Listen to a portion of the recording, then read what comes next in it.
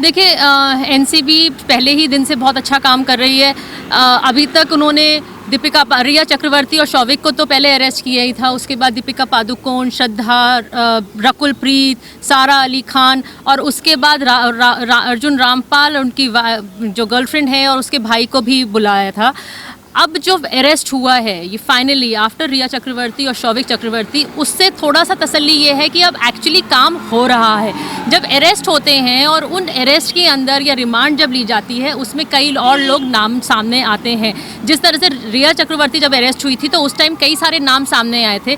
जब सारा और दीपिका के फ़ोन जब जब जब्त किए गए थे तो उनमें से काफ़ी डिटेल्स निकल के आई थी। अब क्या हो रहा है, अब नीचे का जितना भी सप्लायर्स और पेडलर्स वाला जो लोअर तबका था, जितना जो वो लोग थे जो बेसिकली इन लोगों को सप्लाई करने वाले थे, वो लोग तो अरेस्ट हो ही गए हैं काफ़ी तादाद में। ऑल ओवर इंडिया जिस तरह से छापे पड़ रहे हैं, जगह जगह एक ही रात में 10-10 जगह एनसीबी छापे मारती। कुछ लोग तो शायद कुछ चीज़ें तो मीडिया के सामने आती भी नहीं है, जो वो पीछे अंदर खाते जो काम हो रहा है उन लोगों का। और अब उनसे करते करते भारती जैसे जो कि टॉप के कॉमेडियंस में आती हैं इंडिया के, the only female comedian as of now, इस टाइम इंडिया में फीमेल कॉमेडियन में कोई नहीं है, सिर्फ एक भारती हैं। और उनका नाम जब सामने आया थोड़ा शॉकिंग था, क्योंकि इतने हम्बल बैकग्राउंड से आती हैं, इतने नॉर्मल बैकग्राउंड से आती हैं और इतना ज़्यादा उन्होंने नेम और फेम कमाया है टीवी इंडस्ट्री में, हर जगह सिर्फ उन्हीं का डंका बजता है। उसके बाद बड़ी अजीब सी लगती है ये बात सुन के कि उन्हें नशा लेने की ज़रूरत पड़ी। मतलब जब इतना आपके पास पैसा होता है, इतना नाम होता है, इतनी शोहरत होती है, तो उसका तो नशा ही अलग होता है। उसके बाद तो आपको किसी और नशे की ज़रूरत ही नहीं है। इतना नाम आपका हो गया है, लोग आपको पूछते हैं, लोग आपको एक आइकॉन मानते हैं। यंग बच्चे जो हैं वो भारती जैसी कॉमेडी करना चाहते हैं। वही लोग आज की तारीख में बच्चों को, यूथ को क्या सिखा रहे हैं कि हम ड्रग्स लेते हैं तो हम सक्सेसफुल हैं, या फिर हम ड्रग्स लेते हैं तो हम काम करते हैं, या फिर ड्रग्स लेना बड़ा कूल है। ये सब चीज़ें जो जिस तरीके से ये लोग शो करना चाहते हैं, हमारी जो फ्यूचर जनरेशन है उसको जिस तरीके का गलत मैसेज देना चाहते हैं वो बहुत ही ज़्यादा गलत है। ये मैसेज इनकी तरफ से नहीं जाना चाहिए। हमारे यहाँ जितने भी टीवी और फिल्म इंडस्ट्री के लोग हैं उन्हें अपना बच्चे आइकन मानते हैं, उनको आइडलाइज करते हैं, उनको फॉलो करते हैं। वो लोग जो कहते हैं, जो पहनते हैं, जहाँ आते हैं, जहाँ जाते हैं, जो कॉस्मेटिक यूज़ करते हैं, उसका ये लोग पैसा भी लेते हैं। वो पैसा लेके ये लोग उन ब्रांड्स को एंडोर्स करते हैं और लोग उन्हें फॉलो करते हैं। अगर आज भारती सिंह ने ये कह दिया कि मैंने ये वाली लिपस्टिक लगाई है, तो अगले दिन कई लड़कियां ऐसी हैं जो वो लगा के लिपस्टिक वो वाली खरीदेंगी। अगर भारती सिंह ने कहा कि मैं इस होटल में खाना खाने गई थी, तो कई लोग ऐसे हैं जो उस होटल में खाना खाने जाएंगे क्योंकि भारती सिंह ने एंडोर्स किया है। और ये आप दिखाना चाह रहे हो कि साथ में आप ड्रग्स लेते हो। आपके घर से 85.5 ग्राम्स गांजा मिलना इज़ अ ह्यूज थिंग। आप सेल्फ कंजम्पशन कर रहे थे तो भी इतना ज़्यादा, और अगर आप सेल्फ कंजम्पशन के लिए नहीं था तो आप सप्लाई और पेडलिंग कर रहे हो क्या? आप क्या दिखाना चाहते हो जनरेशन को कि देखिए ये गांजा लेना भी कूल है, ड्रग्स लेना कूल है? नहीं, हम अपनी फ्यूचर जनरेशन के साथ खिलवाड़ नहीं होने देंगे। हम उनको उस आंक में नहीं झुकने देंगे जहां उनका शरीर, उनका दिमाग, इमोशनल, मॉरल, फिजिकली हर तरीके से उनका ब्रेकडाउन हो जाए।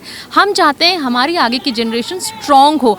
वो शायद वो टाइम आ गया है कि अब बच्चों को अपने जो हीरो की जो परिभाषा है उनकी वो चेंज करनी पड़ेगी। अब बच्चों को परिभाषा जो है वो हीरो हीरोइन जो है उनके, वो फिल्म और टीवी इंडस्ट्री के ना होके एक डिफेंस का जवान हो जो बॉर्डर पे खड़े होके हमें बचाता है, एक डॉक्टर हो, एक इंजीनियर हो, एक साइंटिस्ट हो। वो अब टाइम आ गया है कि हम लोगों को अपनी हीरो की और हीरोइन की परिभाषा बदलनी पड़ेगी। लेकिन आपने देखा होगा जिस तरीके से महाराष्ट्र सरकार का रवैया रहा है बॉलीवुड के प्रति, बिल्कुल नरम तरीके से कि बॉलीवुड का साथ दिया जा रहा है। देखिए पहले भी कई लोगों ने, कंगना ने भी कहा था कि इस कंगना के पास तो समन आ गए थे कि आ जाओ इंटेरोगेशन के लिए और सब चीज़ों के लिए, लेकिन करण जौहर के मैनेजर को बुलाया जाता है।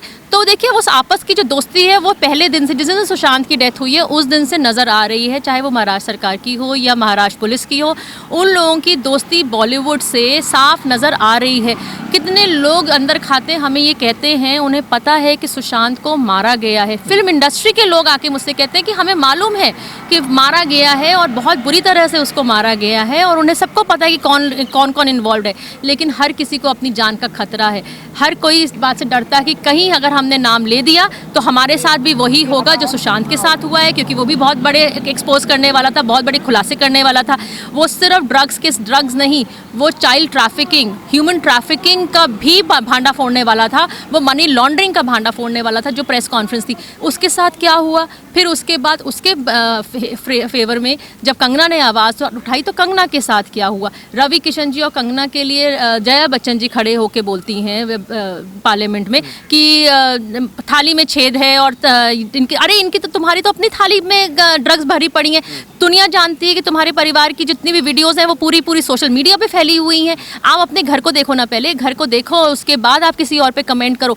आप क्यों नहीं बॉलीवुड वालों के लिए बोलती हैं खड़े होके कि देखो हमारा सफाई, हमारे यहाँ बॉलीवुड में से ड्रग्स का सफाया होना बहुत ज़्यादा ज़रूरी है। क्या आपको चिंता नहीं है कि आपकी जो फ्यूचर जनरेशन है, आपके बच्चों की और उनके बच्चों की और उनके बच्चों के जो बच्चे हैं वो सारे के सारे ड्रग्स के लपेटे में ना आए? क्या हुआ संजय दत्त का, रिहाब में रह के आया ना, उसके बाद क्या है, आज घूम रहे हैं संजय दत्त, उनको आराम से पिक्चरें मिल रही हैं, उनकी लाइफ में कोई चेंज नहीं आया है।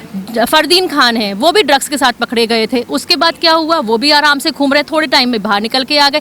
सारे के सारे ये क्राइम जो हैं ये आप लोग क्यों करते हैं? क्या इतना पैसे का नशा है, इतना पावर का नशा है, कॉन्टैक्ट्स का नशा है? आपको ये लगता है कि जो सरकार है इस टाइम या फिर जो मुंबई पुलिस है वो हमारा साथ देगी? क्यों देगी? कोई वजह है? वो आप बताइए कि क्या वजह है जिस वजह से आप इतने ओवर कॉन्फिडेंट हैं कि वो आपका साथ देगी? लेकिन मैडम आपने एक चीज़ और देखी होगी, मुंबई पुलिस की नाक के नीचे इतना बड़ा धंधा चलता है, लेकिन मुंबई पुलिस को ड्रग्स के लिए काम करना चाहिए, लेकिन मुंबई पुलिस टीआरपी स्कीम की जांच कर रही है, अर्नब के पीछे पड़ी हुई है। देखिए, वो उनका पर्सनल एजेंडा है। वो सिर्फ और सिर्फ उस आवाज़ को दबाना चाहते हैं जो सच बोलती है। वो उस आवाज़ को दबाना चाहते हैं जो आवाज़ इनका भांडा फोड़ती है, जो आवाज़ ये बताती है कि यहाँ पर मुंबई पुलिस ने गड़बड़ की है, मुंबई पुलिस ने यहाँ पर गुनहगारों का साथ दिया है।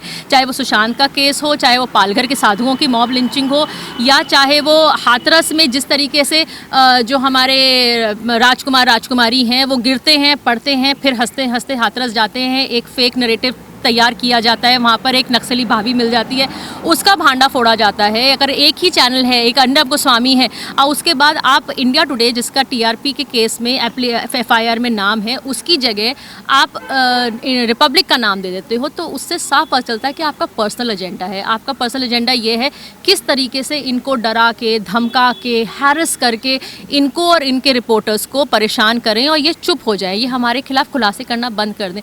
उससे क्या होगा? कुछ नहीं होगा। ये जो पहले बताया गया था, मैंने पहले भी कई बार बोला है, वही बोला है, वही अभी भी बात है।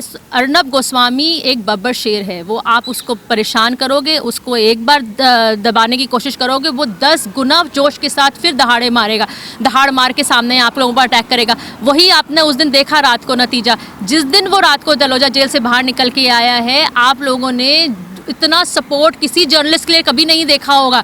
वो जर्नलिस्ट बन के गया था, एक एडिटर इन चीफ था एक चैनल का, वो बन के गया था, और एक हीरो, एक नेशनलिस्ट, एक क्रांतिकारी बन के बाहर आया है। जो सपोर्ट था उसके लिए तलोजा जेल के बाहर, वो आपने कभी किसी जर्नलिस्ट के लिए नहीं देखा होगा।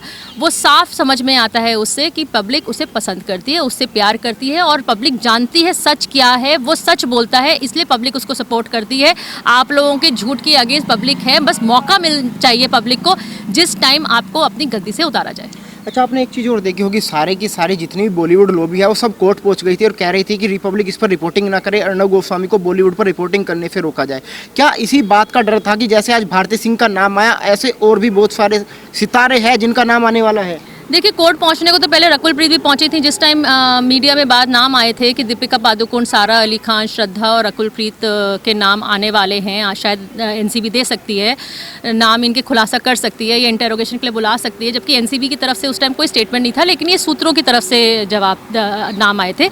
उस टाइम भी रकुल प्रीत तो कोर्ट पहुँच गई थी। रकुल प्रीत ने कोर्ट पहुँचे, कहा था कि मेरा नाम ज़बरदस्ती खसीटा जा रहा है, मैं डिफेमेशन के केस करूँगी, सब कुछ करूँगी। उसके बाद आप नाम आ गया ना उनका पता चल गया ना कि वो ड्रग्स लेती हैं, उनसे इंटेरोगेशन के लिए बुलाया गया ना, एनसीबी ने बुलाया, वो वहाँ पर पहुँची ऑफिस में। आज भारती सिंह के पकड़ी गई हैं, उससे पहले अगर कोर्ट सारे के सारे ये बॉलीवुड वाले मिल के चाहे किसी भी चैनल के अगेंस्ट बोलें या किसी भी अथॉरिटीज़ के अगेंस्ट बोलें, किसी भी एजेंसी के लिए बोलें, इसका मतलब आप लोग सब एक दूसरे के क्राइम में भागीदार हो, सब एक थाली के चट्टे बट्टे हैं। क्यों नहीं आप लोग आपस में सामने सामने एक डिस्कस करके सामने आते कि देखो हम अगर अपने आप गलती कर रहे हैं, हमें अपने बच्चों को बचाना है। इन लोगों के तो बच्चों के उसमें पुलिस ने रेड मारी है, बच्चे उस रेव पार्टीज में निकले हैं, इन्हें अपने बच्चों का फ्यूचर खराब होता नज़र नहीं आ रहा है क्या? सैफ अली खान को नज़र नहीं आ रहा है कि मेरी बेटी जो है कितनी सी उम्र है, 20, 22, 25 साल की उम्र में आप ड्रग्स लेते हो, आप आगे अपना फ्यूचर कितना लंबा रह जाएगा? आपका कुछ नहीं रह जाएगा। आपकी अपनी शरीर के साथ आप खिलवाड़ कर रहे हो। और जो एनर्जी जितनी है, चाहे दीपिका पादुकोण हो या रणवीर सिंह हो या इन लोगों में जितनी एनर्जी आप लोग नज़र आते हैं, आप ये प्रूव करना चाहते हो कि जो आपकी खूबसूरती है या फिर आपका जो टैलेंट है वो सब ड्रग्स के बेसिस पे है। इन लोगों को सबको साथ होके, अगर इनमें थोड़ी सी शराफत है और इंसानियत है, इन लोगों को सबको साथ लेके इस गंदगी का बॉलीवुड से सफाया खुद ही करना चाहिए। जिन लोगों को शौकिया करना है वो लोग करें, लेकिन है तो वो क्राइम ही ना। आप जो क्रिमिनल एक्टिविटीज़ हैं उनको क्यों प्रोत्साहित कर रहे हो? क्यों उनको सामने लेके नहीं आ रहे हो? आप लोग सब लोग उस क्राइम का हिस्सा हो। जो भी चुप भी है, अगर नहीं लेता है ड्रग्स और फिर भी उसे पता है कि उसके 10 जानने वाले ड्रग्स लेते हैं, अगर वो अभी भी चुप है तो वो उस क्राइम का हिस्सा है, हिस्सेदार है। आप लोग ये पाप अपने सर मत चढ़ाइए। आगे की जनरेशन जो है वो आपके ऊपर ब्लेम करेंगे कि आपने टाइम पे एक्शन नहीं लिया, इसलिए ये सब हो रहा है।